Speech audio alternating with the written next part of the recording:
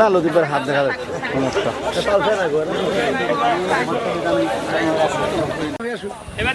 হ্যাঁ না আসো আসো আসো।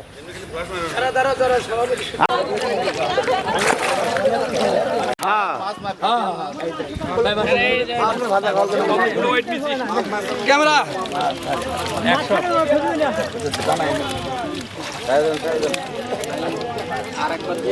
উল্টন স্যার মাছ উল্টন।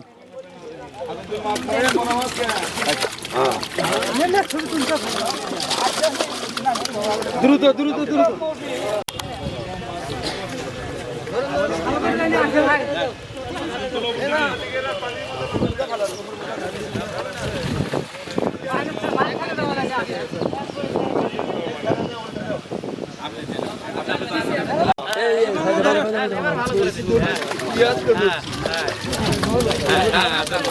বারো কেজি এর বেশি কিন্তু নাই।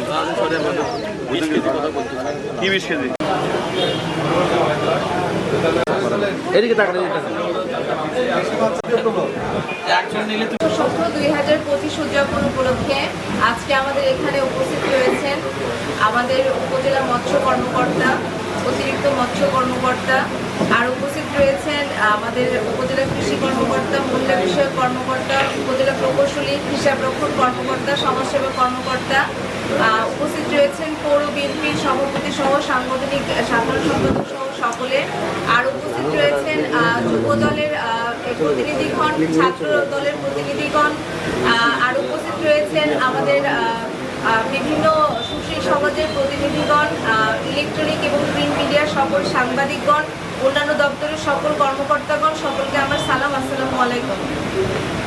আজকে যেহেতু আমাদের মৎস্য সপ্তাহর আজকে উদ্বোধন আমরা করলাম, এটা আসলে আমাদের গত মাসে হওয়ার কথা ছিল, কিন্তু বিভিন্ন ইনসিডেন্টের কারণে সেটা হয় নাই। তো সরকার কর্তৃক আজকে নির্ধারিত যে মৎস্য সপ্তাহের উদ্বোধন আমরা করলাম।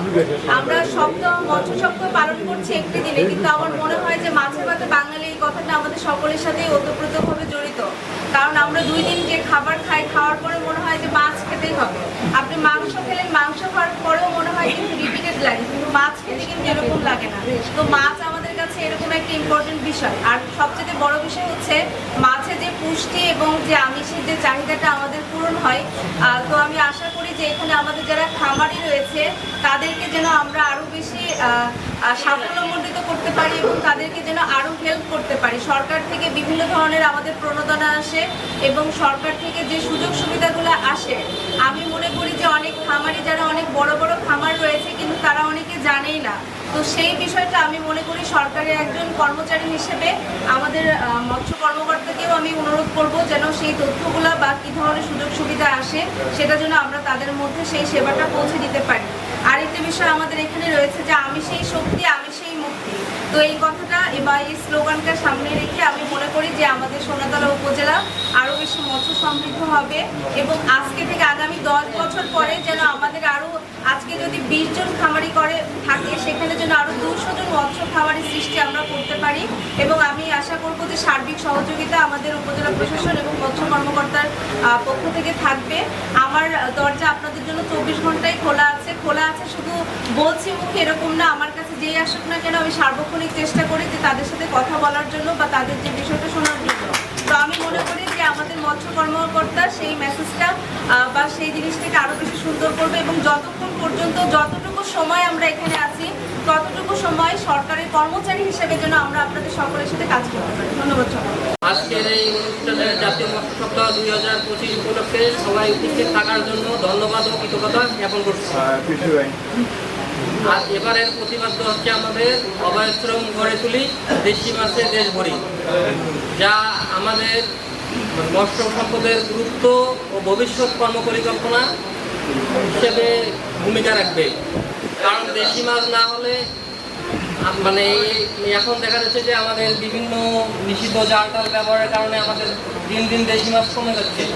সেই জন্য মানে অবৈধ শ্রম যদি আমরা গড়ে তুলি তাহলে দেখা যাবে যে মাছ মানে দেশি মাছের উৎপাদন বৃদ্ধি পাবে, মানে বাজার, স্থানীয় বাজার টাজার মাছের পরিপূর্ণ হবে। মাছ আসলে আমাদের জাতীয় আয়ের একটি উৎপাদন অর্থনৈতিক ফসল। আমাদের বিশ্বে আমি যতটুকু জানি যে আপনার মৎস্য বিষয়ে মৎস্য উৎপাদনের বিশ্বের সর্বোচ্চ চতুর্থ স্থান অধিকারী বাংলাদেশ।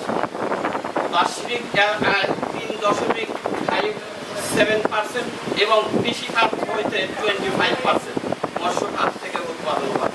তা আমরা এই মৎস্য যদি এটা ধরে রাখতে পারি এবং এটা যদি আমরা জনসচেতনতামূলক করতে পারি, তাহলে এই মৎস্য খাত থেকে আরও চাহিদা মিটবে। আমাদের বাঙালির একটা স্লোগান ছিল ডাল ভাতে বাঙালি, কিন্তু সেটা আমরা রক্ষা করতে পারছি না। কিছু পারছি, কিছু পারছি না। কৃষি, ইলিশ মাছ আমাদের জাতীয় মাছ, কিছু ইলিশ আমরা ধরতেই পারি না।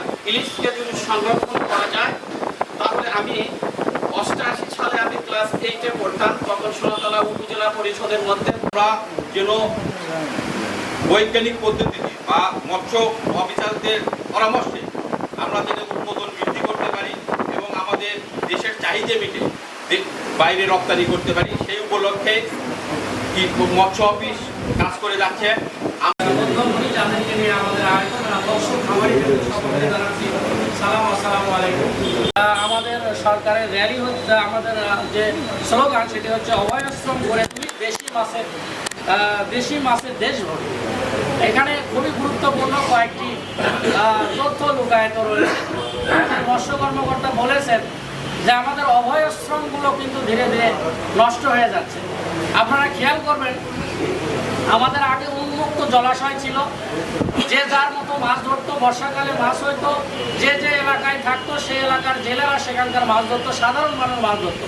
কিন্তু বর্তমানে দেখা যাচ্ছে যে আমাদের অভয়াশ্রম এবং উন্মুক্ত জলাশয়গুলো নষ্ট হয়ে গেছে।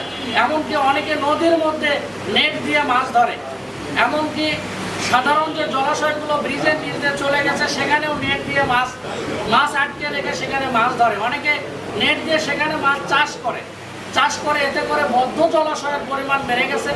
আমি একটা পরিসংখ্যান দেখলাম, এক সময় উন্মুক্ত জলাশয় ছিল 63%, এখন সেটা নেমে এসেছে 28%-এ। এখন মানুষ নিজেরা শুধু ওই বাইরের মাছগুলো চাষ করে।